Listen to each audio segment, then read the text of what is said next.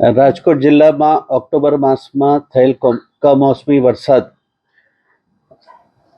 ધોરાજી, જેતપુર, લોધિકા, જસદણ, ઉપલેટા, ગોંડલ અને વિછિયા તાલુકાની અંદર મોટા નુકસાન થયેલ, ખેતીને નુકસાન થયેલ છે.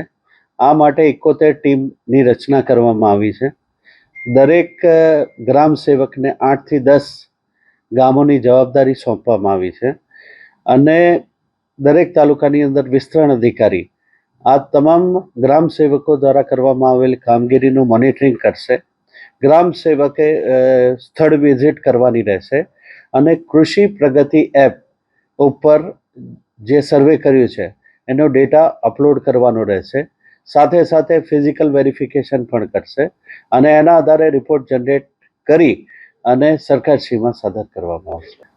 અંદાજિત 71 ટીમની રચના કરવામાં આવી છે અને એના કારણે 10 દિવસમાં આ કામગીરી પૂર્ણ થઈ જશે. દિવાળી પછી જ આપણે છેલ્લા 3 દિવસની અંદર ધોરાજીમાં 26 ટોટલ 3 દિવસમાં, જેતપુરમાં 23, લોધિકા 22, જસદણ 20, ઉપલેટા 18, ગોંડલ 16 અને વિછિયા 13 વરસાદ પડ્યો છે. એ અનુસંધાને પણ સર્વે કરવામાં આવશે.